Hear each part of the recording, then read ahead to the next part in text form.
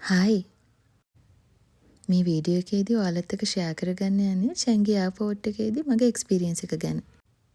Singapore airport එක කියන්නේ ලෝකේ තියෙන හොඳම ට්‍රාන්සිට් හබ් එකක්. ඒ වගේම ටර්මිනල්ස් 4ක් තියෙන ලොකු එයාපෝට් එකක්. මේවා ඔක්කොම අහලා තිබ්බා වුණාට මට දකින්න පුළුවන් වුණේ එදා තමයි. මෙන්න මේ ඔයාලට පේන ස්කයි ට්‍රේන් එකේ තමයි එයාපෝට් එක ඇතුලේ ටර්මිනල්ස් වලට අපිට යන්න පුළුවන් වෙන්නේ. ඉතින් අයයි නංගි එකතු වෙලා අපිට එක්ස්පීරියන්ස් එකක් දුන්නා. ඊට පස්සේ යාළගේ ඊළඟ සර්ප්‍රයිස් එක තමයි අපිව සිටි ටුවර් එකකුත් එක්කන් ගිය එක. ට්‍රාන්සිට් එක පැය ගාණක්ම තිබුණ නිසා අයියයි නංගි ඩිසයිඩ් කරලා තිබ්බා අපිව මේක එක්කන් ගියොත් හොඳයි කියලා. ඇත්තටම මේක හරිම ෂෝක් එක්ස්පීරියන්ස් එකක්. මේකටත් මම අයියටයි නංගිටයි ගොඩාක් තෑන්ක් කරනවා.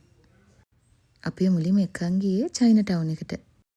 ඒ යන අතරමඟ අපිට වර්ල්ඩ් ෆේමස් අයිකන්ස් ටිකකුත් බලා ගන්න පුළුවන් වුණා. මෙතන මුලින්ම පේන්නේ ඔයාලා හැමෝම දන්න සිංගප්පූර් ෆ්ලයි එක.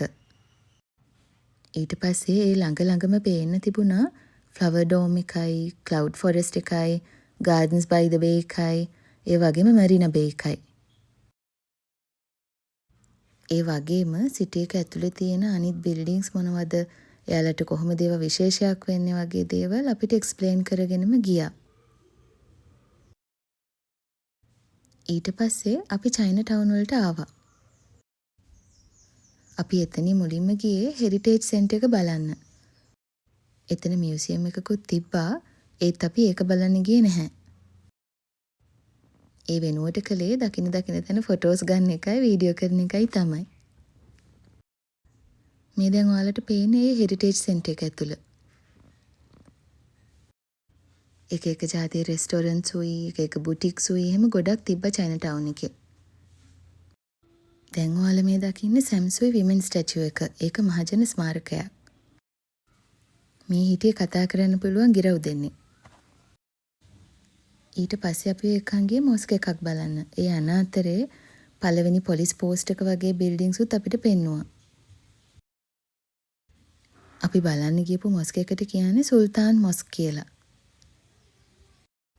ඒක බලන්න යන අතරේ shopping malls, restaurants, එක කඩ ගොඩක් එහෙම තිබ්බා. ඉතින් ඔයාලට මේ වීඩියෝ එකේ පේනවා වගේම සිංගප්පූරුවට ගිය ගමන් නෝටිස් වෙන දේ තමයි මේ රටේ තියෙන පිරිසිදුකම. ඊට පස්සේ ඩිසිප්ලින් එක. එතනින් පස්සේ ඔන්න අපි ආයිත් එයාපෝට් එකට ආවා. ඊළඟට මොකද වුනේ කියලා ඊළඟ වීඩියෝ එකෙන් කියන්න. Thank you ඔයාලා හැමෝටම.